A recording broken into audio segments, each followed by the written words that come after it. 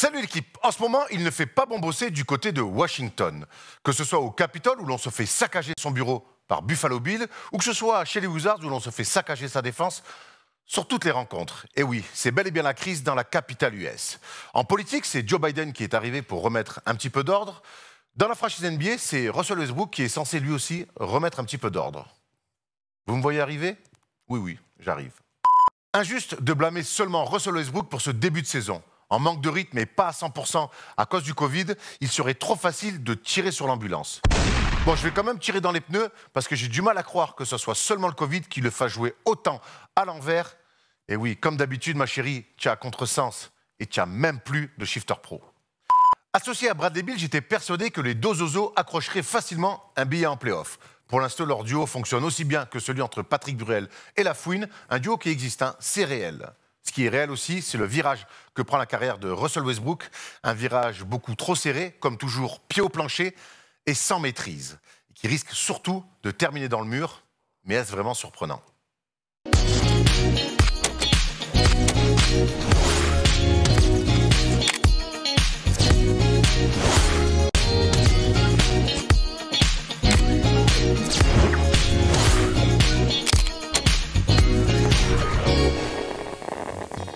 Salut l'équipe, on est jeudi et le jeudi c'est le first day show. Alors cette semaine j'ai quand même l'honneur de faire un grand écart dans mon canapé avec un super acteur et à la fois un très mauvais acteur. Thomas, c'est pas sympa pour ton invité, hein. Comme tu es très bon acteur. Faut que tu précises. Je précise parce qu'on chambre souvent Thomas parce que sur ses qualités d'acteur avec qui on a tourné, avec qui j'ai tourné pas mal de petites pastilles et c'est vrai qu'on se fait souvent des fourrures en se disant oh, on n'est vraiment pas doué pour l'acting et évidemment le bon acteur c'est Simon Astier qui est de retour avec nous. On est ravis Simon de t'avoir. Ça te plaît comme intro hein? Ah ouais. Début c'était un peu et puis finalement ça va. Non, bien. Ouais, très bien. Faut pas avoir de doute. Thomas en tout cas n'a pas eu de doute, crois-moi, quand on connaît ses qualités. Tu as d'autres qualités. J'ai vraiment hâte de voir quoi. T'as envie que je te montre 2 3 rushs? Tu vas pas être déçu. Tu vas pas être déçu. Il y a eu des prises. Il y a eu des meilleurs que d'autres. Simon, c'est la deuxième fois que tu viens dans cette émission. On est ravis. Ça s'était très bien passé l'année dernière. Il y a eu de super retours. Les gens étaient surpris d'ailleurs que tu sois un fan de NBA. Et nous, on avait été les premiers surpris. Et surtout, on s'était régalé. On avait parlé des Spurs à cette époque. Bah oui, bien sûr. On avait parlé des Spurs. Ouais. Un petit mot sur ce début de saison. Qu'est-ce que t'en penses? Cette saison un petit peu chelou. Bah, en fait, c'est un peu ce qu'on se dit depuis que je suis arrivé là. C'est que moi, je trouve que le truc le plus réjouissant, c'est un peu chauvin, mais c'est Nicolas Batum. Et en fait, on n'avait même pas oublié que c'était un bon joueur. Mais finalement, il remontre que la maturité peut faire encore de plus belles choses. Enfin, je trouve ça hyper positif sur ce que ça raconte de lui et du basket et du retour et du fait de se tromper et de se réinventer. Je trouve ça formidable. Et après, le côté moins profond mais quand même super excitant, c'est les Nets quoi. Le bling bling, ça marche toujours. C'est ça. Et en fait, clair. Tu dis ouais, mais tu te lèves pour regarder quoi. Donc voilà. D'un côté. La belle histoire et de l'autre côté, vraiment le clinquant, le brillant. Quoi. Alors, en préparant cette émission, on a regardé plein de matchs NBA, mais pas que, puisque cette semaine est sortie une vidéo écrite et produite par notre ami Anis, qui était lui aussi venu dans ce canapé, qu'on embrasse très fort d'ailleurs, avec une vidéo des studios Bagel, c'est ça? Moustache. Golden Moustache. Ouais. C'est l'autre. C'est les autres, c'est les copains. La pub pour les deux. Avec une vidéo qui est vraiment très cool, un monde sans rap. Ouais. On a du mal à imaginer ce que ça pourrait être. Et Anis s'est prêté à ce jeu-là. Avec toi en acteur, tu peux nous raconter un petit peu la genèse de cette vidéo? Alors, un monde sans rap, c'est vraiment littéralement ce que ça raconte. Et puis c'est à la fois quelque chose de très doux, sensible, comme ce que raconte Anis, son univers. Qui a toujours une vision sur les gens et sur les choses et sur les sujets de société, et à la fois un mini science-fiction de se dire que qu'est-ce que serait qu'un monde sans rap. Moi, je vois un professeur de lycée qui a des élèves qui étaient structurés par le rap et par cette manière de s'exprimer, et qui d'un coup, quand on leur enlève, changent complètement de vie. Voilà. Et Medine, qui dans la vie est un rappeur formidable, d'un coup, c'est plus un rappeur, c'est autre chose. Et je vais le voir en rendez-vous. Et On peut le mettre dans la catégorie des bons acteurs aussi, parce qu'il est dans son rôle de psy, il me régale. Hein. Il est super, il est drôle, il est super humble. Enfin, c'était un bonheur de jouer avec Medine et avec tous mes partenaires.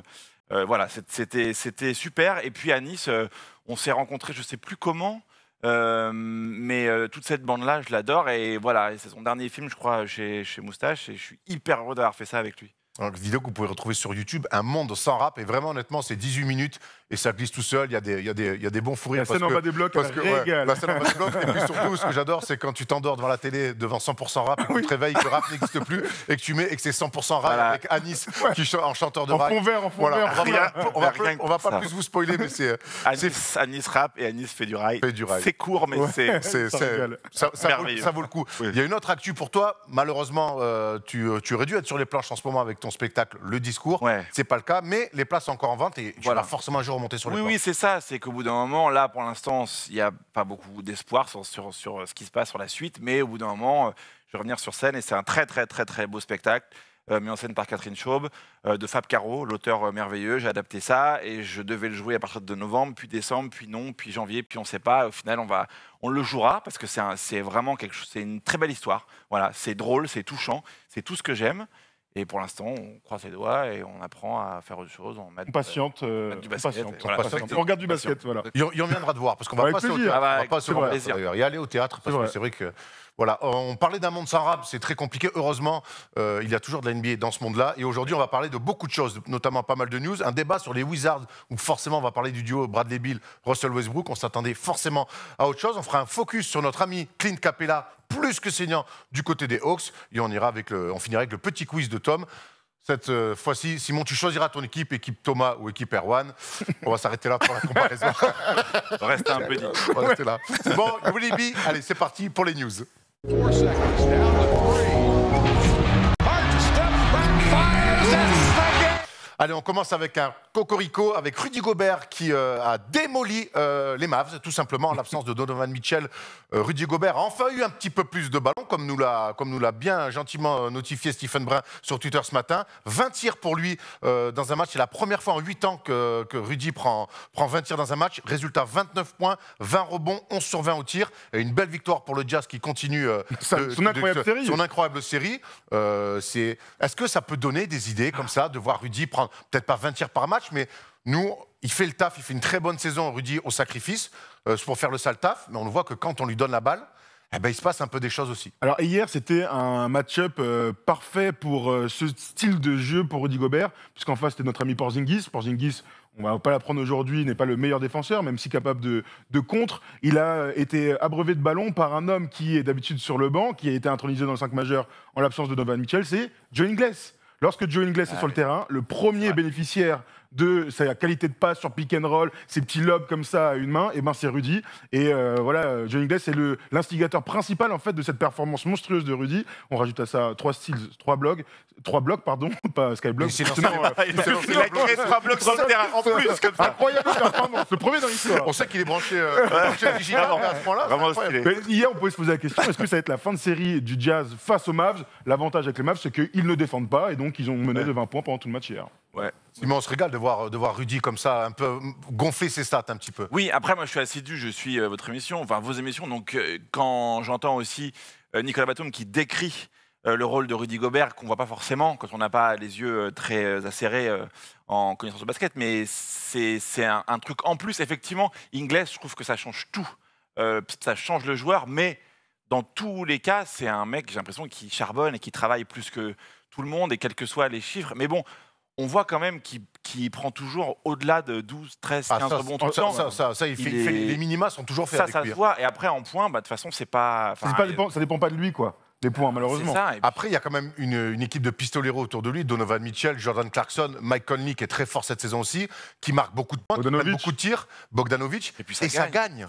C'est très dur de vouloir changer une hiérarchie quand les choses ne gagnent pas, mais on voit, en tout cas, c'est bien de se signaler avec une perf comme ça à plus de 20-20, de dire moi je suis là, là-bas je sais quoi en faire, donc et ça me donne une arme en plus pour le Jazz, qui pour le coup est en train de s'installer comme un outsider plus de cette conférence. C'est ça, mais est-ce que c'est pas ça qui leur manquait justement? C'est-à-dire que je pense que Gobert, il peut que accepter quelque part son rôle si l'équipe est meilleure et si elle va un peu plus que l'espèce de petite promesse à chaque fois en début de saison. Absolument. Surtout, on sait qu'en play-off, il y aura le jeu va se ralentir, il y aura moins de possession et tout, et là on verra encore plus l'importance de Rudy Gobert. Deux derniers trucs, on se souvient que je sais pas s'il a eu du mal à digérer les 200 millions, mais en tout cas, il avait une cible dans le dos. Il y a quelques semaines, on avait vu le match contre Mitchell Robinson à New York, où Mitchell Robinson, étonnamment, avait joué les yeux dans les yeux avec Rudy Gobert. Avant-hier, il y a quelques jours, victoire du Jazz, avec un 18 et 19 de Rudy. Il n'y avait rien à dire. Sur les 6 derniers matchs dans cette série, Rudy est à 14 points, presque 15 rebonds et 3 blocs. S'il ajoute quelques lancers francs, parce qu'il est malheureusement qu'à 50% sur la série, eh bien, son total de points va augmenter naturellement. Et moi, je te dis, les petits loulous là, qui aiment bien prendre 63 tirs à 3 points en première intention. Mais ça marche. C'est quand même bien, oui, mais c'est quand même bien de voyager avec un tonton comme ça dans tes valises pour te protéger le cercle et pour faire des écrans. Donc voilà. Continue Rudy. Des nouvelles du All-Star Game. On sait que cette année, il était possible qu'il n'y ait pas de All-Star Game. Il est même annoncé qu'il n'y avait pas de All-Star Game. Finalement, la NBA pourrait revenir sur sa décision et organiser un All-Star Game à Atlanta. En tout cas, All-Star Game ou pas joué, il y a quand même des votes et ça commence aujourd'hui pour voter pour le All-Star. Pour vos stars préférées. Pour vos stars préférées. Tiens, si tu devais me choisir, voter pour un mec à l'Est, un mec à l'Ouest. Un mec à l'Ouest, Rudy Gobert. Hey. Ça se tient. Un mec à l'Est, j'en sais rien. Un mec à l'Est. Il y a Kevin Durant, on peut aller là-dessus. C'est les plus évidents. Mais quel autre joueur tu aimerais voir au Star Game plutôt que les superstars? Qui c'est qui me ravit? Laissez-moi réfléchir un peu. Qui c'est qui me ravit en ce moment? Je te rassure, t'as encore une heure. Il y a Giannis Antetokounmpo. Ouais, mais non, mais c'est c'est trop évident, ça. Je pense que ça. Drew Holiday, est-ce que ça te plaît pas ce que fait Drew Holiday avec moi, j'aime bien ce genre de joueurs. Parce que j'aime bien ce genre de joueurs qui sont un peu des darons dans la manière de réfléchir les choses et d'être. Et de se dire, j'envisage tout ce qui est autour de moi et pas seulement ma gueule. Effectivement, ouais, j'aime bien Drew Holiday. C'est des joueurs que j'aime bien. Moi, c'est pour répondre à ta question. 7 Curry, tiens. Ah. Oh, bah alors là, grosse cote. Grosse cote. Ouais. Surtout qu'on peut imaginer plutôt Tobias Harris et avec Ben Simmons et des trucs, mais il régale. Il régale. Bon, il est revenu, il a fait 1 sur 7 à 3 points. Oui, bon, mais voilà. Je sais. Moi, si je devais voter pour des mecs, ce serait évidemment pour les gars des Pacers, Sabonis, Brogdon, voilà les deux gars que j'enverrais au All-Star Game parce que Malcolm, il ira de toute manière vu comment il est fort. Moi, je voterais pour Jalen Brown, des Boston Celtics, qui honnêtement, il y a du monde, hein. en l'absence de Jason Tatum, il est trop fort. Il met des cartons en 20 minutes. On sait que c'est un two-way player en plus. En l'absence de Tatum, il prend énormément de responsabilités. Je veux bien que ça soit un numéro 2 derrière Tatum, mais j'ai vraiment l'impression que c'est un joueur de très très haut niveau. Et il y avait même un article dans la presse américaine cette semaine pour dire est-ce que c'est pas un mec qui finalement s'installe pas déjà dans la course du MVP? Quand on voit ses stats et résultats des Celtics, c'est pas la pire des idées. Tout à fait. Pour être complet sur ces histoires de vote, hein, on se rappelle que c'est 50% pour le 5 du All-Star Game. C'est 50% les fans, 25% les joueurs et 25% les médias qui votent donc pour les 5 meilleurs joueurs de chaque conférence. C'était de Trae Young qui était dans le 5 l'année dernière à l'Est, par exemple. Et je crois qu'il a été même dit que si jamais il n'y avait pas le match, ça serait quand même sur le CV. Comptabilisé comme une cape de All-Star. Voilà. Vous avez jusqu'au 11 février, je crois. Non, le 18 février, on aura les titulaires et le 23 février, les remplaçants. Très bien. Pour être très complet. Ce qui est toujours un peu un indicateur dans une saison de voir pour qui on vote. On enchaîne avec LeBron James qui est revenu à ses premiers amours, que sont Cleveland. Et le bougre s'est rappelé au bon souvenir des Cavs avec un match de mammouth et notamment un 4e quart-temps à 21 points, 46 points, 8 rebonds, 6 passes, 2 blocs, 19 sur 26, pas grand-chose à rajouter. Mais si, il y a la manière. Honnêtement, je l'ai trouvé jordanesque dans ses tirs sur des tirs de très très haut niveau. Il y a cette petite histoire marrante, Tom, en fin de 3e quart-temps. Il se fait brancher. Oui, mais du coup, c'est vraiment Jordan, quoi. C'est vraiment l'hommage. C'est-à-dire qu'il faut jamais aller chercher Jordan. Ça, on l'a bien su. Et c'est exactement ce qu'il fait, quoi. Mais quelle erreur d'aller chambrer ce mec-là. Après, c'est pas possible. Tu sais, je me dis, il y avait un peu de public du coup pour ce match-là, tant mieux. Il y avait donc un des dirigeants du front office des Cavs qui était en bord de terrain. Dernière action du 3e quart-temps, il va faire un petit fadeaway. Il se manque. Bon, tant pis, on voit sa tête. Et il le regarde, et donc le gars est là à applaudir, ce qui est en soi, rien de choquant. LeBron, il a pris pour lui, et c'est vrai que ça rappelle Jordan et ses histoires, tu sais, où il s'auto-convainc de certains trucs. Il avait fait ça, un truc comme carrément inventé des paroles d'adversaires. Le premier carton est incroyable, le dernier est extraordinaire, avec des filoches et des fadeaway. Ça me fait toujours un peu penser à deux choses. Retour à Cleveland, son premier retour en 2010 avec le Heat, où il est hué et tout. Il est extraordinaire. D'ailleurs, on voit ses stats contre les Cavs. Eh bien, en général, il gagne. Et en général, il est très fort. Et ça me rappelle un autre truc, son match à Toronto en play-off, où on se souvient, où il est que dans l'adresse externe avec des fadeaway. Tu sais, c'est des performances qui marquent à vie quand carrière. Ils vont gagner les 2 matchs en play-off à où on dit le Bronto et tout là, où il est, en fait, il est inarrêtable. Il est que dans les mecs qui font les grosses perfs avec que de l'adresse extérieure et des gros tirs. C'est pour ça qu'on aime la NBA aussi. Simon, les Lakers sont champions NBA. C'est pour toi, ça reste tes favoris cette saison? Oui, pour l'instant, oui. Mais je pense que plus la saison avance, plus déjà les Clippers, ils ont une autre gueule. Je trouve qu'au début, tu voyais vachement de défauts et là, tu as l'impression que le groupe, il se fait de plus en plus. Je trouve que les Clippers peuvent faire peur aux Lakers, mais les Lakers, quand même, il y a un truc. Après, Anthony Davis, moi, j'ai pas trop suivi vraiment le début de saison, mais Il est en haut et bas, il est-ce est qu'il pas se à met en fond. retrait ou est-ce qu'il est peut-être pas en forme ou je sais pas. Enfin, il est moins monstrueux que l'année dernière. je trouve. S'il se met en retrait, c'est sûr qu'il n'y aura pas hors-jeu, parce qu'il est vraiment très, très en retrait, je trouve. On attend un peu. Il joue les seconds ballons. Mais il a déclaré la semaine dernière, lors d'une interview, qu'il n'était pas du tout à son niveau. Non. Voilà. Non, mais Ouais, ça mais se ça sent, va ça se revenir. De toute façon, c'est Ah un oui, de toute grand. façon. Mais pour l'intersaison, elle est, moi, je trouve qu'elle est Elle est vraiment compliquée. belle. Après, on l'a dit depuis le début, c'est que les Lakers, ils ont quand même arrêté mi-octobre. Et ils ont Oui. repris. Non, moi je parlais juste des. Ouais, alors, Elle a c'est vrai été que réussie pour les c'est trades, court. tu veux dire mais les recrues, je trouve que c'est ultra intelligent, même si tu dis peut-être qu'il manque encore un ou deux joueurs, mais je trouve ça hyper ciblé. Et puis, enfin, je trouve que Schroeder, il amène un truc. à sa course, c'est avait une équipe pas- qui va à 2000 à l'heure. Ouais, Ouais, c'est c'était ça. hier. Mais Ouais. à l'ouest, je pense que On ne sait pas sur une série. Ouais, c'est ça. ouais. C'est que ça peut revenir. Et à l'est, c'est pareil. Ça ne fait que se mettre en place. C'est difficilement lisible. Dernière petite info, entre guillemets, hier soir, il y avait le choc entre les deux premiers de chaque conférence, donc les Lakers face aux Sixers. On a eu un super duel entre Joel Embiid et Anthony Davis qui a beaucoup joué poste 5 avec Marc Gasol seulement au début. Les Lakers sont fait dominer pendant tout le match, sauf pendant les 5 dernières minutes où ils reviennent, il y avait 100 à 86 et les Lakers passent devant 106 à 105 dans les 10 dernières secondes avant que Tobias Harris lâche un game winner de très haut niveau sur Caruso. Ah, Mais c'était un Tobias Harris. très bon match. Tobias Harris, pour moi, bah, il lui est... aussi, tu vois, il peut aller Tobias au All-Star Harris. Game. Ah ouais, complètement. Après, les places sont réduites. Ah ouais, ouais. Il ne faut que 12. Ouais, ils peuvent jouer des bouts de carton et voilà. Dis-moi, c'est la- Mais c'est un match à regarder. on a vu un truc chez LeBron hier soir. C'est pas du LeBron, c'est la Ouh, la vilaine grosse faute, là. C'est la vilaine faute sur Embiid. Il va Embiid mettre va au dunk. un Thomas Racé. Et là, il fait. Alors, je sais pas, il y a un peu Gasol, ils font ça un peu à deux. C'est un peu. Il le mais il le pousse, pousse dans le dos. Là, Il le pousse comme ça et enfin c'est une grosse faute ça- flagrante 1. il s'en sort plutôt bien, Joel Embiid, puisqu'il se relève. Mais c'est le genre de faute sur des grands tontons comme ça, il peut mal retomber. Bah, tu regarde, Et il a mal ouais. retombé, il a Elle mal au est, dos, coccyx apparemment. Elle était pas belle. Non, ça lui ressemble pas trop. Ça lui ressemble LeBron, pas trop. on est d'accord. Elle Non, était mais pas belle. quand t'entends parler LeBron et quand t'entends parler Joel Embiid et quand tu vois ses réactions, c'est fortement probable que LeBron ne l'aime pas du tout, non? Je sais pas. Bon, LeBron, il est pas là-dedans. hein. Ah ouais? Non. Même s'il pense, je pense, LeBron, il est pote avec tout le monde. C'est justement ce que certains peuvent lui Ah ouais, reprocher. mais ça, tu Il vois, est pas ça, trop ça, dans j'ai les, pas il est pas trop dans les Mais guéguerres. Joel Embiid parle beaucoup. Donc, Mais Joel Embiid parle beaucoup. Ah ouais, bon, ouais. ça reste une grosse Surtout, faute. il est. Ah, Après, Jojo, il parle. Après, de mémoire, j'ai jamais vu marbrer des mecs, donc Non, c'est LeBron. vrai, C'est vrai. C'est un peu- Peut-être qu'il lui a fait un truc et on sait pas. Non, on sait non, pas. non, on sait pas. On lui demandera, je vais l'appeler. Ouais. Ouais, On enchaîne avec des nouvelles des Pacers et surtout de Caris Levert, qui s'était fait diagnostiquer une masse au niveau des reins, c'est ça? Durin, ouais. Du rein. Et donc il a été opéré, Caris Levert, avec succès. Bon, voilà, c'est une bonne nouvelle et on espère le revoir sur les terrains. Il n'y a pas encore eu de, tu me demandais Simon avant l'émission, il n'y a pas encore eu de date pour savoir si on pouvait le revoir sur un terrain. J'ai aucune notion de médecine pour savoir combien de temps ça prend de se remettre d'une opération comme ça. Moi j'en ai une, je dirais 1 à 2 semaines seulement. En tout cas, l'opération s'est bien passée et Voilà. pourquoi pas le revoir d'ici la fin de saison. En tout cas, c'est ce qu'on lui souhaite. Ah ouais. Parfait. Et on finit avec une triste nouvelle. Les ravages du Covid continuent. C'est Sekou Smith, le journaliste, éminent journaliste américain très connu, qui avait toujours le smile, et 48 ans, donc qui nous a quittés. Voilà, Terrible. Sekou Smith, 72-2001. Voilà, donc pensez pour lui et tous ses proches. Voilà, c'est Rachel Nichols hier en direct à craquer. Non, pas à craquer, mais a eu beaucoup d'émotions et tout, parce que bon, on sait que les journalistes américains sont tous très Très proches. proche, ouais. Et là, pour le coup, 48 ans, le Covid, c'est terrible. Et elle a mis un petit tacle Ouais. sur justement ce qui se passe aux États-Unis en ce moment, la politique par rapport au Covid sous Trump.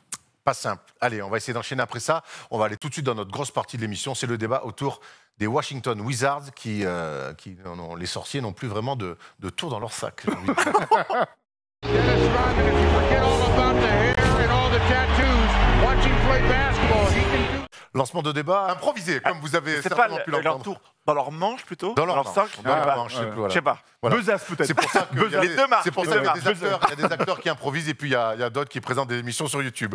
On va aller tout de suite sur le bilan des Wizards, qui est le dernier de la conférence Est, avec 3 victoires pour 11 défaites. Nouvelle défaite hier soir sans Russell Westbrook, avec un énorme Bradley Beal, on va y revenir. On voit 13e attaque NBA, 28e défense NBA. Vous regardez les derniers matchs, il n'y a pas beaucoup de vert, il y a beaucoup de rouge. Il n'y a pas grand-chose, honnêtement, à tirer de ce début de saison côté Wizards en positif. Il y a des raisons à cette galère. On a fait un tableau parce qu'on peut tomber effectivement sur les résultats, dire ben, ça marche pas, c'est nul. Mais il y a quand même des explications, notamment le manque de rythme de cette équipe qui a raté, Thomas, énormément de matchs à cause du Covid. Tout à fait. Ils ont joué 14 matchs sur les 20 prévus. Il y a eu 6 matchs consécutifs ratés à cause du Covid il y a 2 semaines. Il y a beaucoup d'absents, Thomas Bryant notamment, Abdija, Hashimura, Ishmis, Mo Wagner. On peut aussi dire Westbrook. Alex Len est arrivé la semaine dernière pour avoir numériquement des mecs à faire jouer. Donc c'est très difficile pour mettre en place... Jordan Bell aussi, ils ont signé les contrats de 10 jours. Oui, tout à fait. Donc ça fait beaucoup d'excuses pour cette équipe. Scott Brooks, on a beaucoup parlé. Évidemment, quand tu rates 10 jours de compétition et 6 matchs, tu reviens contre les Spurs qui, eux, jouent leur match. C'est difficile d'être au niveau optimal pour être compétitif en NBA. Simon, j'aimerais qu'on revienne sur le début de la construction de cette équipe. C'est quelque part le trade entre Westbrook et John Wall. Quand ce trade-là se fait, tu imagines quoi? Que c'est Washington qui est plutôt gagnant ou que Washington n'aurait pas dû se séparer de John Wall? Moi, je pense que John Wall était le plus apte à mener cette équipe en l'état.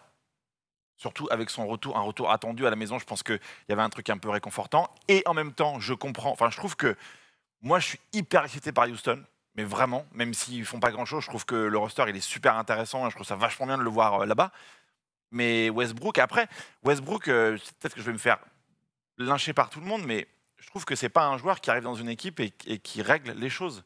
Westbrook, c'est dans un film, c'est un second rôle qui a la scène marrante, ou dans un film d'action, c'est un mec qui a le double canon et qui va... C'est le spectacle, en fait. Je trouve que c'est tout ce qu'on peut aimer dans la NBA. Je pense que la NBA, elle est moins bien sans des mecs comme ça. Parce que c'est du show, c'est des records, c'est du panache, c'est une personnalité super dure et tout.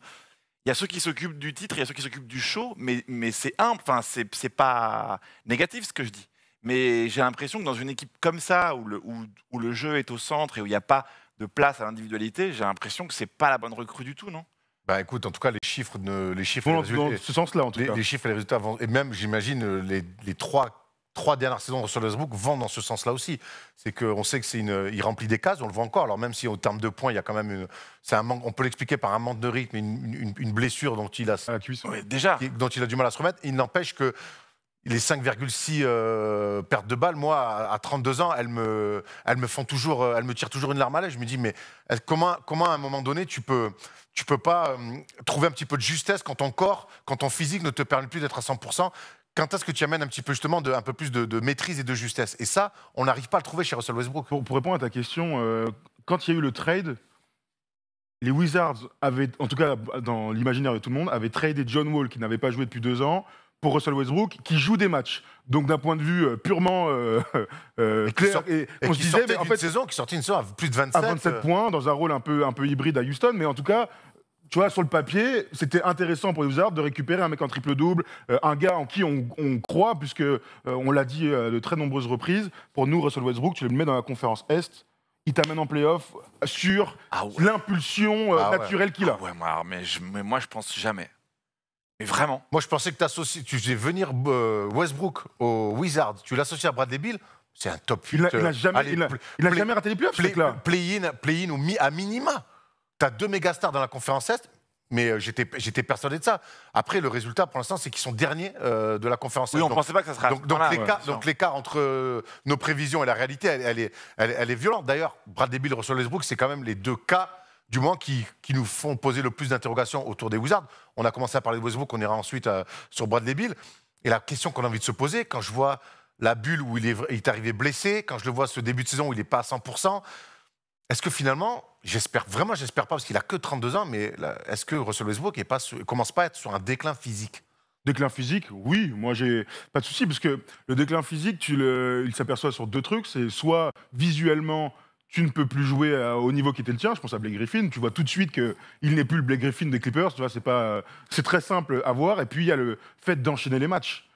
Ça, c'est quand même parmi les grandes causes, les grands facteurs du déclin physique, c'est que tu n'es plus capable de jouer 80 matchs. C'est un joueur qui a été blessé dans sa carrière, qui est toujours revenu à 100%. Mais déjà l'année dernière, sa bulle, elle est tronquée parce qu'il est blessé, il n'arrive jamais à revenir. Et là, ce début de saison, on va dans ce sens-là. Est-ce qu'on reverra Russell Westbrook capable de jouer 75 matchs dans une saison à 100%? C'est une vraie question et on peut vraiment se la poser et plutôt répondre par la négative déjà, puisqu'à 32 ans, et au vu de son physique de base, il ne sera plus jamais ce qu'il a été avant. Donc la vraie question, c'est comment il digère en fait ce déclin physique. Si on est d'accord pour dire qu'il a un déclin physique. Alors moi, en tout cas, j'ai l'impression. Et comment il digère ce déclin physique? Le problème, c'est qu'il ne le digère pas, c'est qu'il ne l'accepte pas. Pour moi, j'ai l'impression qu'il est dans une forme encore et toujours où il est dans la négative, c'est-à-dire qu'il veut pas s'en rendre compte, il veut pas adapter son jeu. Ça fait moi, tu sais très bien ce que je pense de Russell Westbrook, ses qualités et ses défauts. Et je pense qu'à un moment donné, il faut qu'il amène un petit peu. Tu parlais d'ailleurs de second rôle un peu marrant, mais si dans sa manière de vieillir, il faut aussi qu'il amène de la sagesse, un peu plus de justesse. Surtout qu'il a à côté de lui un mec qui marche sur l'eau offensivement. Le problème, c'est que cette équipe-là qui a besoin justement d'avoir un papa. Attends, on va mettre la balle ici, on va pas la jouer cette contre-attaque. Attends un peu. Il le fait pas ça. Il joue encore comme s'il était dans son prime time en 2016-2017. Et le problème, c'est que son physique suit plus et que derrière son adresse est en déclin terrible. Alors que quand tu vieillis, bah, tu es censé quand même mettre un peu plus dedans. Dixie, Jason Kidd. Et c'est bien, et c'est la grande peur que j'avais autour de Russell Westbrook, c'est qu'il va mal vieillir. Il vieillit mal. Il vieillit mal. Mais à la fois, est-ce que son jeu n'est pas l'espèce de définition même de l'explosivité comme il a été? Tu as l'impression qu'il y a une libération quand il est devenu un peu le patron de son équipe et qu'il a pu battre tous ses records. Et est-ce qu'il a envie de jouer ce rôle-là? Est-ce qu'il est capable de distribuer? Est-ce qu'il est capable d'être ce papa dont tu parles?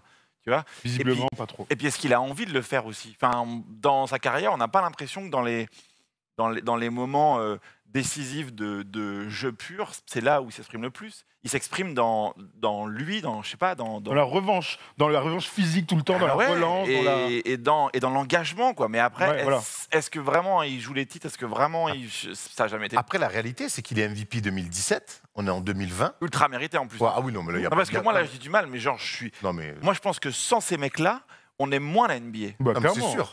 Clairement. Il était MVP 2017, donc 3 ans, les 4e saisons plus tard, t'es tradé chez les Wizards, qui sont une équipe qui ne joue pas les playoffs, et avec un projet finalement assez flou. Il y a aussi, c'est ce qu'on s'était dit, Tom, quand il a été tradé, il y a un énorme désaveu. Et en préparant ce débat-là, il y a une comparaison qu'on aime bien faire, c'est par rapport à celle de l'année dernière, où les chiffres déjà sont quand même... Il y a un écart de chiffres notamment au point. Et j'ai pas l'impression que Bradley Beal met des points, mais derrière, il y a quand même de la passe pour mettre des points. Donc, il y a là aussi, on va voir d'ailleurs des pourcentages sur notamment les lay-ups et près du cercle, au lancer franc, il a 60%, 30% à 3 points. Donc, il y a quand même des chiffres inquiétants. Et on a fait aussi une comparaison. Donc, ça, c'est les Wizards, hein, cette année et la saison dernière. Et puis, la comparaison qu'on aime bien, c'est celle où il joue avec Paul George, puisque quelque part, son rôle cette année, à côté de Bradley Beal, c'est celui qui se rapproche le plus du rôle qu'il avait avec Paul George. On va essayer de décrire un peu son déclin en chiffres et justement parler de son style de jeu. Russell Westbrook est un joueur ultra explosif, tu as raison, un vrai meneur de jeu. C'est pour ça qu'on ne le compare pas avec le Russell Westbrook hybride des Houston Rockets, où James Harden avait beaucoup la balle et où il jouait dans un rôle parfois poste 5 agressif de 1 contre 1. Il était malheureux parce qu'il l'a dit après d'ailleurs. Voilà, exactement. Il a été malheureux au début de saison. Ils ont changé en transférant Capella, où là il avait plus de liberté dans le jeu. Donc on va essayer de pas trop parler de cette saison 2019-2020. On va plutôt comparer le Westbrook Wizards au Westbrook dernière année d'OKC, où tu le disais, il est à côté d'un ailier, arrière-ailier, scoreur. Paul George l'était du côté du Thunder. Bradley Beal, là, il est le meilleur scoreur de la NBA et est dans une forme olympique individuellement. On aura le temps de parler d'autres choses. Regardons un peu ses stats. Donc, il passe de 22,9 à 18 points, donc c'est en baisse. Son pourcentage est en baisse et moins de 40% pour des joueurs. Iverson était à 40%, entre 40 et 41. Mais c'était Iverson, il avait un espèce de leadership et il jouait tous les ballons et il faisait gagner des matchs. Ah oui, voilà. Russell Westbrook, aujourd'hui, malheureusement, quand tu es si faible en termes d'adresse et que tu gagnes pas de match, c'est normal de te faire tirer dans les pneus, comme tu disais tout à l'heure. Il utilise à peu près autant la balle sur la dernière saison au KC et au Wizards. Ses pertes de balles sont en augmentation. Ça a toujours été un joueur qui perdait beaucoup la balle. 4,5 pour un joueur qui porte beaucoup la balle, qui dribble beaucoup, qui joue des pick and roll. Ça peut s'expliquer. Malheureusement, à plus de 5, c'est sa deuxième pire marque. 5-6, c'était la pire marque de sa carrière. C'était la saison 2016-2017, quand il est en triple-double, mais qui joue 41% des ballons. Toi qui étais meneur de jeu, est-ce que finalement, j'ai l'impression que les pertes de balles, c'est souvent... Moi, pardon. Pourquoi pas, hein. T'es meilleur à dire. J'aurais tellement aimé mettre merde. C'est mon rêve. J'ai l'impression que la perte de balles, c'est un petit peu ce qu'on pardonne aux jeunes joueurs. Mais justement, quand tu vieillis, et on sait comment les pertes de balles au basket coûtent cher sur des matchs, te font perdre des matchs, on sait très bien que c'est vraiment... Mais c'est un truc qu'on pardonne à des jeunes sur des pertes de balles. Russell Westbrook, il a 32 ans, et aujourd'hui, pour la deuxième fois seulement de sa carrière, il remonte à plus de 5 balles perdues par match. Et moi, je trouve ça très inquiétant. Je trouve ça Oui, très l'est. inquiétant. Ça l'est parce que tu allies à la fois donc, beaucoup de pertes de balles, donc des ballons morts, de la relance pour l'adversaire. Quand tu perds la balle, tu tires pas. Parfois, c'est très con le basket, mais si tu perds la balle sur un dribble, il n'y a pas de tir, donc il n'y a pas de chance de marquer. Tu allies à la fois ça, donc clairement, un joueur qui n'a pas évolué dans son QI basket. Et ça, quand il y avait 29-30 ans, on avait déjà ce débat, comment va-t-il évoluer avec le temps? Et malheureusement, il n'a pas progressé dans cet aspect-là du jeu. Autre chose pour expliquer son déclin aussi dans le jeu, c'est sa manière de tirer les ballons dans son jeu. Regardons ça. Lors de la saison 2018-2019, 36% de ses tirs étaient des drives et des lay-ups. Là, cette année, ça descend à 16%.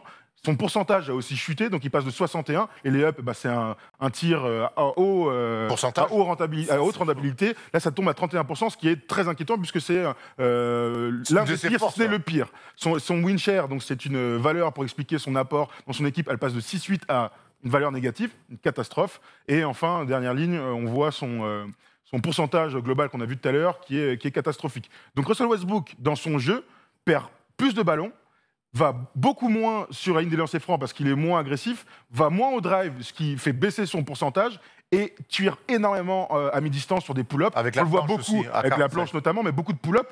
Il n'a jamais été un très fort joueur de pull-up. Il a beaucoup utilisé cette tactique-là, mais c'est pas ça qui va faire monter ses pourcentages et donc sa moyenne de points. Donc on est en train de voir, par les chiffres, certes un Westbrook qui n'est pas à 100%, mais un Westbrook qui est sur le déclin. Sur 9 matchs joués seulement, il peut peut-être remonter dans la saison, mais en tout cas pour l'instant c'est une brave cata. Après cette belle explication de Thomas, du coup tu es inquiet toi Simon pour la suite? Oui et non, parce que c'est vrai qu'on espère toujours que les joueurs vont être à leur prime et puis après vont se réinventer et puis machin. Et en fait j'ai l'impression que lui, son jeu, ça a été ses records. Il a battu. Et qu'au final... Je pense qu'on a les pourcentages au shoot ont évolué, mais je pense qu'on n'a jamais eu grande confiance dans le shoot de Westbrook, quoi qu'il arrive, et que ça n'a pas été son point fort non plus. Même le fait de faire gagner les matchs, ça n'a pas été le cas vraiment non plus. Je pense que c'est aussi ce genre de joueur qui a été au-dessus de tout le monde dans un domaine, et peut-être qu'il n'arrive pas à trouver une place maintenant. Et c'est vrai que ça sent pas la personne. Enfin, je pense que pour arriver à faire ce qu'il a fait, les stats qu'il a fait, il faut un mental, il faut vraiment dire que le monde entier, c'est que des ennemis et qu'il va tuer tout le monde. Et je pense que quand tu arrives à ce niveau de mental-là pour battre les records qu'il a battus, se réinventer aujourd'hui humblement avec des jeunes, peut-être qu'il n'estime pas ou moins, ou qu'il a une... Peut-être que c'est ça en fait, c'est qu'il va peut-être décrocher et peut-être qu'il n'aimerait pas avoir ce rôle-là que peut avoir Chris Paul. Enfin, je trouve que Chris Paul, c'est la... Je pense qu'il y a la thèse et l'antithèse, c'est vraiment les deux. C'est ça. Chris Paul, tu es persuadé que tu le mets dans une équipe, notamment à Houston, notamment, tu le mets à Phoenix, tu as l'impression que il va... Et OKC, ouais. Et il regarde les gens autour. Il va mettre de l'ordre dans la boutique. Alors tu vois, lui, je pense qu'il s'en fout, lui. Et je pense qu'en fait, il n'y arrive pas, il ne sait pas le faire. Tous ses coéquipiers disent toujours que c'est un très bon coéquipier, un très bon leader de vestiaire. Mais on n'est pas en train de dire que c'est Landru. On est en train de te dire que... En même temps, moi, j'ai l'image de lui. Je ne sais plus qui c'est qui lui met un vent sur un check. C'est pas Jeremy Lamb ou un truc comme ça? À l'ancienne, oui. Sur un temps mort, il y a un mec qui lui met un vent sur un check, il lui lance un regard de tueur. Je pense que c'est pas... Mais en même temps, pour faire ce qu'il a fait, tu es obligé d'être comme ça. Il faut dévorer des gens, quoi. Moi, l'inquiétude que j'ai, c'est qu'il a 32 ans. Que si Westbrook n'est pas à 100% physiquement, ça sera un joueur très compliqué à voir briller, vraiment. Je pense Alors, il change de poste. Mais quel poste? Poste 5. Non, mais poste 2, 3 C'est ce qu'on a 3, il est très petit. Bon, poste 2, petit. c'est ce qu'on a toujours voulu, mais bon. Mais aujourd'hui, poste 2, dans le basketball, il faut mettre un peu dedans. Moi, je suis un peu... Et surtout, et là, Thomas, je te lance là-dessus, il a un contrat qui court encore et qui est pharaonique. Et on a lu un article cette semaine... Moi, dans l'imaginaire où Westbrook ne reviendrait pas à 100%, qu'on ne reverrait plus le grand Westbrook. Et honnêtement, même moi qui ne suis pas son plus grand fan, ça me fait mal au cœur de dire ça. Ça deviendrait peut-être l'un des contrats les plus toxiques de la Ligue. De l'histoire de la Ligue. Parce que le truc, c'est que il est à 41 millions aujourd'hui, cette année, 44 millions l'année prochaine et 47 celle d'après. Donc c'est un salaire de top 10 NBA, de super méga star, de mec qui doit être en lice pour le MVP et surtout ce genre de contrat d'une star dans une équipe qui gagne ou au moins qui va en play-off. Là, on est complètement... ils sont à la ramasse, les pauvres. Dans cette ligue-là, lui, c'est cohérent qu'il ait ce contrat-là aussi. Mais bien sûr. Mais complètement, il ne l'a pas volé. Quoi qu'il arrive. En fait. Ça va vite, hein. Le basket va très vite. Et c'est le côté très pervers aussi de ce système-là. C'est que s'il n'avait pas ce contrat-là, on n'aurait pas reconnu son talent et ses faits d'armes. Il y a son contrat et il y a aussi ce qu'il est lui, c'est-à-dire la certitude que c'est un fort joueur. Donc d'ego, d'impact sur une équipe, sur le merchandising, j'en sais rien. Vendre Westbrook, c'est simple en NBA, ça va être de plus en plus difficile. Si ce déclin dans le jeu continue, la question c'est comment il va se réinventer, puisqu'il n'arrive pas à se réinventer déjà. Et c'est ça la vraie crainte pour les Wizards. C'est une question qu'on se pose depuis pas mal d'années, c'est comment, quand il va devoir se réinventer, comment il va se réinventer. J'ai l'impression qu'il est au début de ça. Et les premiers éléments de réponse, ils sont pas incroyables. Pas en shooter en tout cas. Ouais, pas dans le shoot. Même si on se projette genre à l'avenir où il sortirait du banc ou je sais pas quoi, tout ça, est-ce que vraiment tu as envie de faire sortir Westbrook du banc en tant que meneur dans la saison? Tu peux le faire si t'es les Warriors, il y a Steph Curry devant quoi. Tu vois, sinon c'est pas. Puis bon courage. C'est pas Raoul Leto qui va être titulaire devant lui quoi. Compliqué. On est quand même un peu alarmiste sur le cas Westbrook, mais on a expliqué pourquoi. Et si vous n'êtes pas d'accord, dites-nous dans les commentaires, ou si vous êtes d'accord aussi. Bon, il y a quand même un deuxième mec aussi à côté dans cette équipe-là qui perd, qui lui pour le coup est à 100% physiquement, c'est Bradley Beal, actuel meilleur scoreur de la ligue, qui met des cartons en veux-tu, en voilà, mais par contre qui n'arrive toujours pas à faire gagner. C'était déjà le cas la saison dernière, c'est toujours le cas cette saison. Et vous allez voir, donc trop fort, mieux impuissant, 35 points de moyenne, on est quand même sur des Kobe Prime, Jordan Prime, Warden Prime, on est vraiment sur du très haut niveau, les pourcentages sont fantastiques.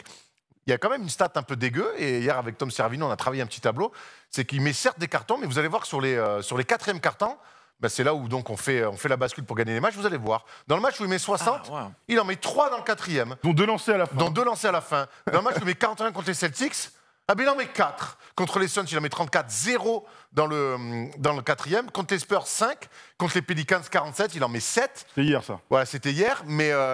Alors frustré il l'est, parce qu'un journaliste lui a posé la question hier soir pour lui demander est-ce que vous êtes frustré, ce à quoi il a répondu est-ce que le ciel est bleu. Donc on a compris. Mais sur sa gueule, on a vu, il y a une image où il est comme ça, il le joue, il sait que ça va être repris. Et tous ces cartons-là, vous allez voir que historiquement même, chaque fois que Bradley Beal met des cartons, c'est souvent synonyme de défaite. Ça s'explique parce qu'il les met depuis l'année dernière surtout, et que depuis l'année dernière, il a une équipe kata, entre autres raisons. 10 matchs, sur les 10 derniers matchs dans lesquels il score plus de 40 points, il les a perdus. Donc effectivement, c'est une stat peu glorieuse, mais qu'on explique par le fait qu'ils sont entourés.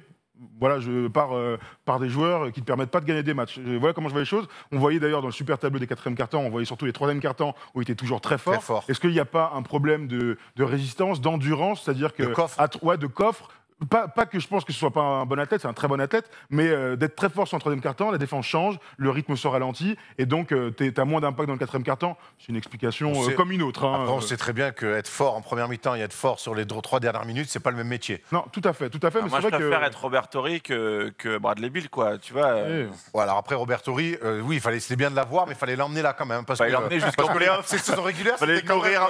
C'était quand même transat sur Je suis d'accord.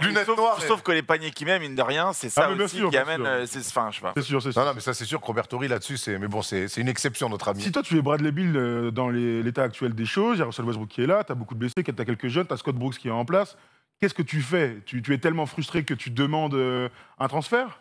Moi, je demande un transfert si je suis Bradley Beal. Pour moi, et parce que quand même, il est dans son prime de fou, dans peut-être ses meilleures années, c'est quand même dommage de se retrouver avec le pire bilan de la conférence Est. Et puis je pense qu'il peut rendre service à des équipes qui jouent le titre. On a vu qu'il y a eu une redistribution des cartes entre James Harden qui déboule à Brooklyn et les Lakers qui se sont bien renforcés cet été. Je pense qu'il peut redistribuer aussi des cartes pour une autre équipe. Et je pense qu'il a... honnêtement, avec Westbrook, j'étais persuadé que ça allait mieux marcher que ça. Même si Westbrook n'est pas 100%, quand je les vois jouer tous les deux, je ne sens pas non plus une entente dans le jeu, je parle, une entente dans le jeu où ils se cherchent, ils se trouvent et ils aiment jouer ensemble. Je vois pas comment dans la durée ça peut se faire, sachant que Westbrook c'est pas John Wall aussi au niveau meneur capitaine. Donc moi je pense que je serais lui, je demanderais à partir.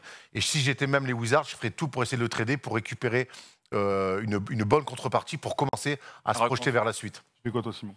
Moi, je sais pas, Bradley Beal, ça fait partie de ces mecs, je trouve, comme Zach LaVine ou tout ça, qui arrêtent pas de clamer du respect. Enfin, ils demandent du respect tout le temps. Et il y a plein de joueurs très brillants comme ça, très brillants, qui ont des grosses stats, qui demandent toujours du respect. Et en fait, ils sont toujours dans des équipes où ils gagnent pas, où ils font pas gagner les matchs, tout ça. Et je me demande quel est le meilleur destin pour ces mecs-là, en fait, qui sont vachement dans autre chose.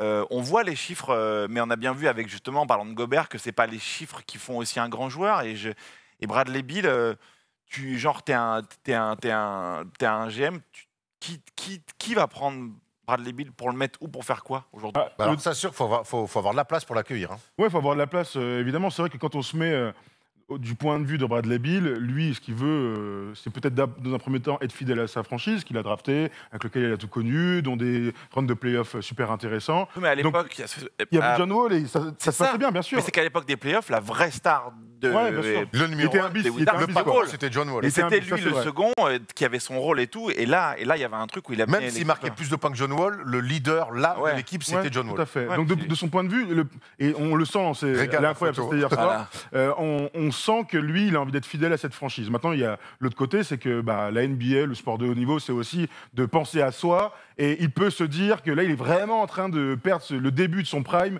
et que lui, il aurait tout intérêt à d'abord demander un transfert, mais de se retrouver dans une situation où il sera peut-être le meilleur scoreur, mais il ne sera pas la seule star pour essayer de gagner des matchs. Il y a beaucoup d'équipes qui peuvent te permettre d'être... de jouer les premiers rôles. Je pense, pourquoi pas un transfert du côté de Philadelphie où tu es à côté de Joel Embiid, pourquoi pas Miami qui est cata en ce moment, faire la paire avec Jimmy Butler. Enfin, tu vois, tu peux imaginer plein de choses et je pense qu'à la conférence Est aujourd'hui, pourquoi pas à Denver, alors ce serait improbable, mais t'imagines avec Jokic, ce serait quand même... Ce serait létal de voir un duo comme ça. Donc, on a tous la sensation qu'il est peut-être temps, on a vu le sondage, que lui se manifeste pour essayer de partir. Pour rappel, il a 28 millions cette saison, il a l'année prochaine à 34 millions, l'année d'après c'est une player option. T'es pas à l'abri qu'à l'été 2022, il aille sur le marché pour bouger s'il est toujours aux Wizards. Okay, donc c'est possible qu'il ne finisse pas cette saison aux Wizards. Wizards. Pour l'instant, lui, il n'est pas du tout dans l'état d'esprit de demander son trade. Voilà. Il y a un mec dont on veut parler dessus, on a beaucoup parlé des joueurs, mais tous ces joueurs-là sont coachés. Et là, pour le coup, Scott Brooks, donc l'ancien coach de Westbrook à OKC, moi, je ne te cache pas que je suis très déçu de ce que fait Scott Brooks depuis 2 saisons. Alors certes, il y a des blessures. L'année dernière, John Wall, les 2 dernières saisons, John Wall n'avait pas joué. Là, il récupère Westbrook qui n'est pas à 100%. On a vu, on peut leur trouver toutes les excuses du monde, mais il n'empêche que le sport de très haut niveau, les excuses, ça marche, ça a ses limites aussi. Et quand on voit les 2 dernières saisons, ce qu'il essaie de mettre en place cette saison, est-ce que peut-être ça ne serait pas aussi le premier fusible à faire sauter? Bah si, évidemment. Quand une équipe va pas bien, alors on répète, mais la conjoncture est cata pour eux, le Covid, les absents. Le taf de Scott Brooks doit pas être simple, très honnêtement. Maintenant, quand les gars étaient là, ils gagnaient pas pour autant de matchs, on l'a pas dit, mais quand Westbrook joue un match, ils sont à 1-8 sur les 9 matchs joués par Westbrook. Donc oui, c'est un des premiers fusibles, mais qu'est-ce que ça changera derrière d'avoir... tu vois, c'est ça, pour quel projet franchement, elle est peu lisible aujourd'hui, la situation des Wizards. Moi, je suis le front office aujourd'hui des Wizards. Je pense que je tourne au Doliprane, j'en prends 6 000 par jour. Parce que là... Quand tu fais venir Westbrook, tu te dis, allez, on a 2 ans, on va se faire kiffer, être des outsiders à l'Est, essayer de casser un peu les couilles à 2-3 équipes, faire un coup et pourquoi pas attirer d'autres mecs pour construire un truc. Tu fais une vingtaine de matchs, là, tu as compris que, bon, ça ne marchera pas, Westbrook n'est pas à 100%, on est déjà dernier de la conférence Est, qu'est-ce qu'on fait? Tu commences déjà, j'imagine, à te dire, il y a une énorme draft qui arrive la saison prochaine, qu'est-ce qu'on tente, est-ce qu'on va accrocher des trucs pour faire... Donc là, vraiment, je pense que tu es dans le staff, dans les bureaux des Wizards, c'est peut-être la pire des situations. Ouais, mais moi je pense que leur équipe, elle attire plus grand monde. Justement, lui, je pense qu'ils avaient beaucoup d'espoir sur lui parce qu'il était quand même. Hachimura il était quand même drafté vachement haut, non, à la base. Il est blessé. Il est blessé. 9 ou 8, je crois, Hachimura. Et pareil, il y avait des jeunes. Il y avait Wagner qui marchait bien l'année dernière. Mais bon, c'était une équipe de jeunes comme ça qui devait prendre. T'as l'impression que. C'est l'effectif aussi qui fait que tu as. Avec Westbrook, qui a priori n'est pas un mec qui va rassembler les jeunes, alors qu'il y a quand même vachement des jeunes. Avec Bradley Beal, qui n'est pas un vrai leader charismatique, je pense qu'il manque vachement de choses pour que l'équipe marche vraiment très bien, non? Ah oui, non, mais là, il leur manque quasiment tout. Et le coach, est-ce qu'au final, c'est pas un peu injuste de dire que c'est lui qui doit sauter? Puisque finalement, le projet, il n'est pas hyper cohérent quand tu vois... Là, je regardais quand même avant de venir l'effectif et tu comprends plus, en fait, les gens qui viennent, qui repartent, tu sais plus et la dernière signature, pour moi, c'est quand tu as ton pivot Thomas Bryant qui faisait une bonne saison. C'est un bon joueur. Qui est un vrai bon joueur qui se pète pour la saison et que derrière, tu signes Alex Len. Qui vient se faire cut par Il vient de Toronto, se mais faire cut qui au moins qui apporte des minutes. Hein. Ouais, mais Je dis pas il avait qu'il va d'autres être choix que ça. All-Star. Hein, Non, mais, mais là, au bout d'un moment, c'est vraiment du. Si on est 7, il faut un mec pour jouer. Il manque un 8e pour jouer, pour faire un 4-4. Quoi. Non, Alex c'est sûr. Len, c'est dur. Quoi. C'est sûr, on avait raillé le front office à l'époque des Wizards, ils ont changé à l'été 2019 avec des changements qui étaient intéressants, même s'il y a une vraie friture sur la ligne entre John Wall et le front office. On rappelle que John Wall a dit mais ils ont mon numéro, ils m'ont pas appelé, ils m'ont transféré sans me rien dire. Ok, c'est un business, mais bon, c'est quand même ma franchise, ma ville. Ils auraient pu faire les choses un peu différemment. On se disait que c'était un bon choix d'aller chercher Russell Westbrook très rapidement. Bah, on voit que ça coince. Hein. Pour moi, ils devaient viser les playoffs. Ils sont derniers de la conférence Est, donc et pourtant, pour l'instant, c'est un échec. Et pour autant, j'ai du mal à dire transférez Bradley Beal, soyez patient. Tu vois, c'est pour ça que je répète que c'est une position vraiment difficile aujourd'hui. Donc, C'est dans le front office. Finalement, dans le doute, vaut mieux laisse couler et tu verras. Wait and see. Parce que finalement, Encore un peu, quoi. Parce que tu peux faire des choix un petit peu dans l'urgence et te retrouver finalement en disant ah non, on n'aurait pas dû. Peut-être que laisser couler. Voir un mois, il y a très transférer bien bientôt. Transférer Bill à l'intersaison plutôt que transférer Wall, qui était. Wall se blesse. Washington, qui était, je pense, 4e à l'époque de la conférence Est, qui était un vrai contender, alors pas pour aller choper mais bon, qui était une vraie équipe de playoff. Wall se blesse, il n'y a plus de Wizards. C'est vrai que ça, là, ça peut rester comme un des pires choix de tous les temps. Enfin, tous les temps, j'abuse, mais John Wall, qu'on n'a pas vu depuis 2 ans, se fait transférer, taf, et à 100% du côté de Houston. Tu récupères, tu récupères Westbrook qui ne peut pas jouer. C'était quand même très dur à prévoir. Ah, c'était impossible à prévoir. Mais je suis pas GM, je les vois pas jouer, les mecs. Quand Wall et Westbrook se croisent, tu te dis, il y en a un qui peut peut-être plus jouer, c'est Wall, et il y en a un autre qui peut jouer, c'est Westbrook, et au final, c'est l'inverse. Peut-être que ça se passait vraiment mal entre eux. Mais bon, t'es GM de la franchise, t'as le droit de savoir dans quel état de forme est ta superstar. Et puis Kevin Serafin, qui était là il y a la semaine dernière, quand il décrit la personnalité de Wall et le fait que c'est un travailleur, que c'est limite un scientifique du basket, je sais pas, c'est sur lui que tu paries, non? Et ça se tient. Super belle image de. Ils se sont checkés. Ils sont potes. Ouais, mais moi je trouve ça chouette en fait. C'est con, mais je trouve que. Ils n'ont jamais réussi à franchir le cap. Moi, je garde en mémoire cette série face aux Celtics où ils perdent en 7 matchs. Et derrière, je me dis, ils vont franchir ce cap-là. Et en fait, derrière, c'est le début de la fin. Et c'est ça qui est un peu incroyable, c'est qu'à un moment donné, ils auraient dû franchir encore une marche. Et c'est le début de la fin. Va savoir. On a fait le tour sur les Wizards. Dites-nous ce que vous pensez. Est-ce qu'il faut laisser encore du temps à Bradley Beal et Russell Westbrook, ce qui peut s'entendre, parce que quelque part, on est à peine à 20 matchs dans une saison. Ce qui est mais là, cette année, c'est cramé. Avec beaucoup. Est-ce que tu peux imaginer qu'ils accrochent un play-in? Après, ça peut aller vite. Hein, après, on sait qu'en NBA, quand ça clique, les mecs font des séries de victoires, on s'enchaîne. Là, ils sont à 3-11 le play-in, donc c'est Chicago. Ils sont à 7-10. Chicago, donc il y a 2 matchs et demi de différence. Orlando aussi, ils descendent parce qu'Orlando, t'as l'impression qu'il y a eu trop de blessés et que maintenant. Non, mais là, c'est beaucoup mieux. Là, Evan est revenu, ça leur change. Tant qu'ils donnent pas la balle à Ron Gordon en fin de match. Toronto n'est pas dans les 8, il y a des questions à se poser, mais en vrai, c'est pas inatteignable. La saison est encore très longue. Moi, je reste persuadé. Charlotte. Je sais. Ma vraie question, c'est est-ce que Westbrook peut revenir à 100%? Si oui, cette équipe-là, elle peut faire un rush et accrocher un play-in. Donc tu parierais plutôt sur la patience et le pari que Russell Westbrook doit revenir au bout d'un moment. Est-ce qu'aujourd'hui, les Wizards ont intérêt à agir dans l'urgence? Non. Au pire, ils sont nuls. Hein. Au pire, ils sont nuls. Ils gagnent pas de match. Au pire, ils sont nuls, et tu vois, et tu as le temps de réfléchir à quelque chose de construit. Au pire, Bradley Beal commence à péter les plombs et à dire je veux me barrer. C'est ça le pire en vrai. Mais c'est pas le genre. Non, pour l'instant. Parce que dans quelques semaines, ils sont toujours en bas, toujours aussi nuls, qu'il n'y a vraiment plus d'espoir. Peut-être qu'il faut commencer à travailler. À prendre ton téléphone, à passer 3 coups de fil. Si tu transfères Bradley Beal pour des tours de draft et tout, que tu as Russell Westbrook pour les 2 prochaines années, c'est quand même une brave cata. Hein. C'est ça.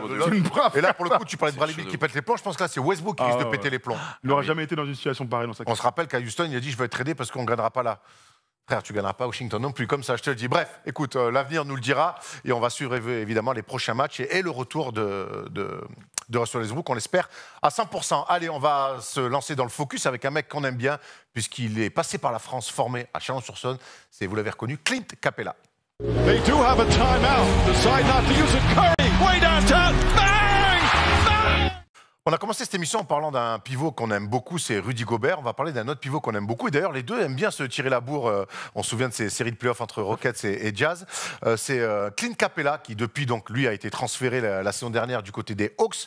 Un début avec les Hawks un petit peu compliqué. Il a été blessé, il ne s'était pas vraiment installé. Alors cette saison, Thomas, Clint Capela, c'est du grand Clint avec des stats et des records, matchs, même. Ah ouais. et des matchs statement, comme j'aime dire. Là, on voit sur les 6 derniers matchs, Ah ouais. 17 points, Oh, le quasiment cochon 18 rebonds, 4,4 blocs. Oui, cochon, comme tu dis. Hein. Bah, ça, c'est des stats à la André Drummond. Alors, pas pour les blocs, mais en tout cas pour ce type de truc à plus de 15 et 15. Les seuls mecs qui nous font penser à ça cette dernière saison, c'est Kevin Love, back in the days à Minnesota. Ouais. C'est André Drummond. Voilà, c'est Clint Capela aujourd'hui, même s'il a raté quelques matchs, il jouait pas contre les Bucks il y a quelques jours, est en train de montrer qu'il est le meilleur pivot d'Atlanta depuis Al Horford, en fait. Mhm. Je vois pas d'autres pivots. Ils ont eu quelques mecs, mais ils n'ont pas eu de gars dominants qui stabilisent en fait un secteur qui est hyper important. Le rebond, tous les alley-oops, parce que quand tu as un meneur de jeu comme Trae Young qui est capable de prendre des pick and roll, qui revient bien d'ailleurs dans ces quelques jours, et bien Capela est capable de mettre le couvercle, comme on aime bien dire. Il est surprenant et les triple-doubles à 10 blocs, ils sont pas si magnifique. ils sont pas si fréquents. Le dernier c'était Anthony Davis il y a quelques années. Donc ça c'est quand même des matchs statement comme tu aimes bien dire Erwan. Oh la vache. Ouais, exactement. Simon, on kiffe Capela. Moi, Tu as suivi un peu son évolution À part depuis, Chalon, parce que je suis Dijonais, Ah, et que une rivalité, ils nous ont piqué William Lillard à l'époque, tu sais ce que c'est. On c'est l'a encore là. c'est vrai, je comprends. Stanley Jackson, ça c'est pareil, Ça, ça reste c'est, là, ça reste là. Mais ouais, moi j'adore. Et puis surtout, je trouve que l'année dernière, je crois ce que j'ai compris, c'est qu'il avait été aussi volontairement économisé.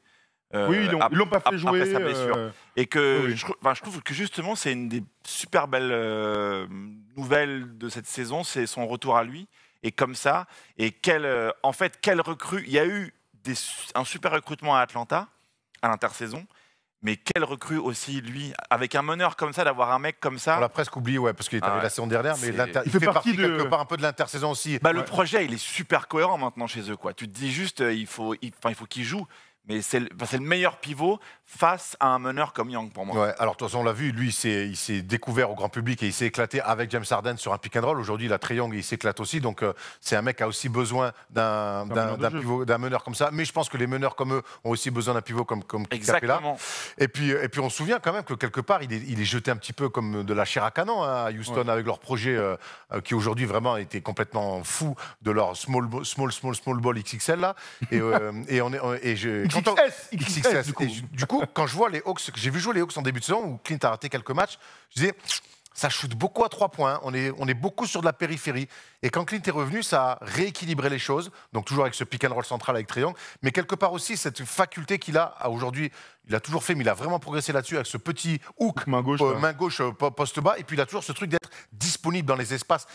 Et là, c'est là qu'on voit que c'est un joueur intelligent. Clint Capela, oui, sauf que quand il a des petits délires avec l'équipe de Suisse où il fait des face-up comme même beaucoup Steph, c'est un mec qui a travaillé sur ses points forts. Il ne s'est pas inventé de vie. Et aujourd'hui, ses points forts, c'est quelque chose qu'il maîtrise à la perfection. Et je trouve qu'il fait énormément de bien à cette équipe d'Atlanta qui a besoin de mecs comme ça pour s'envoyer les mastodontes en face. Ouais, non, mais c'est vrai qu'ils ont eu.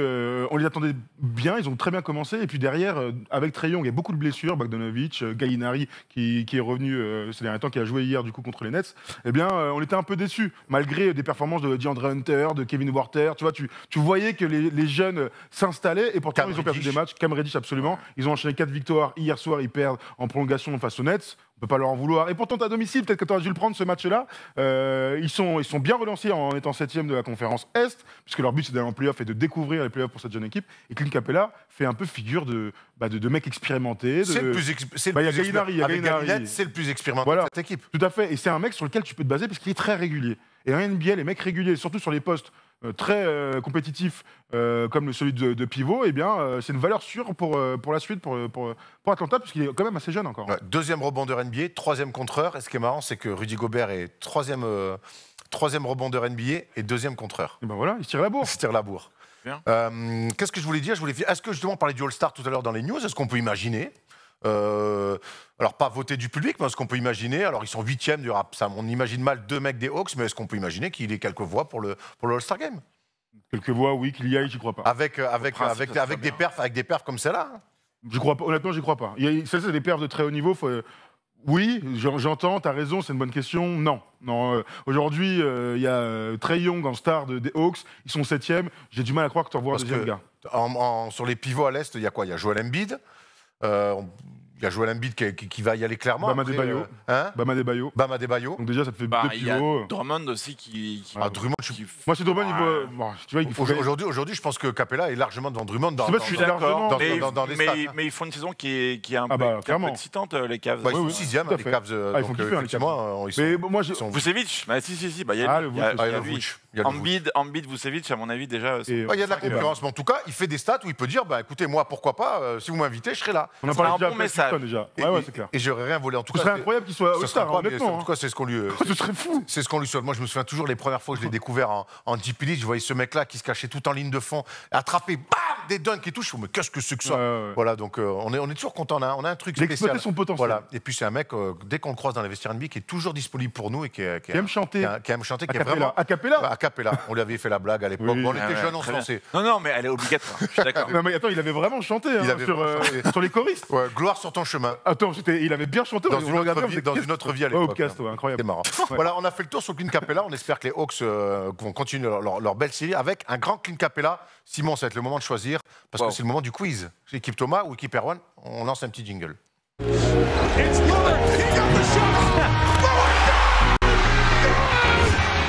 Allez, c'est le moment du quiz. Est-ce que vous êtes chaud, messieurs? Ouais. Moi, je voudrais juste dire quelque chose. Moi, je ferai aucune vanne sur le micro. Parce que je trouve ça super facile.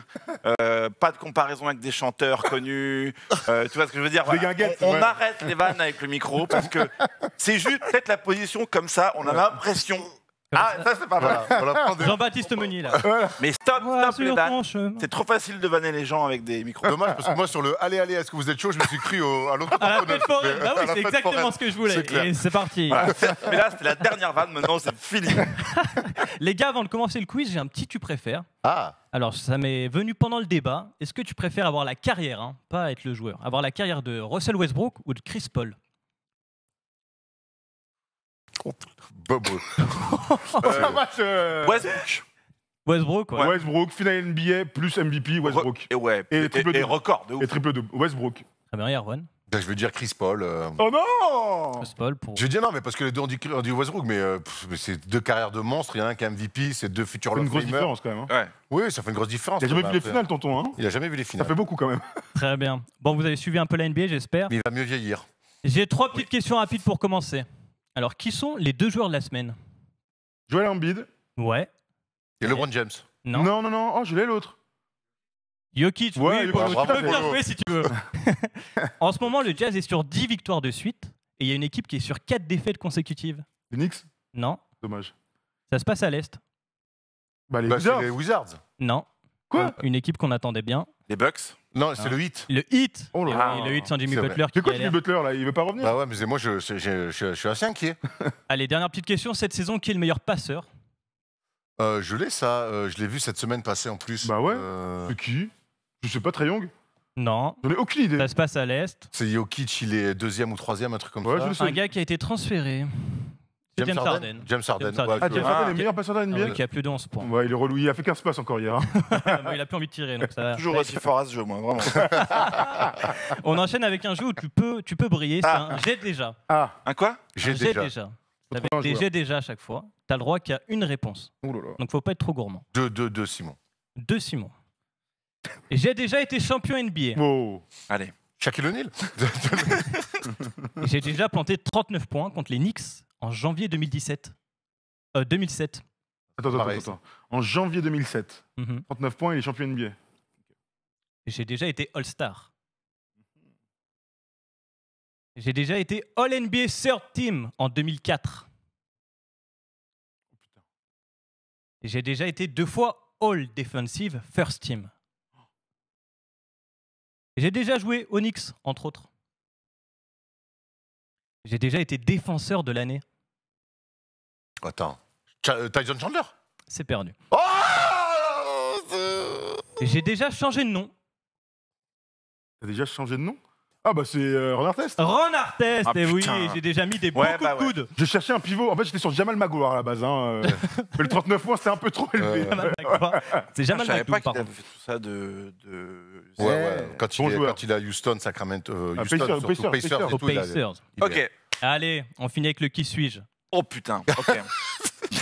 Simon, il a passé un bon moment. Le dernier qui nous a su, C'est là où on remet il tout a en jeu. enlevé d'un coup. Tu sais.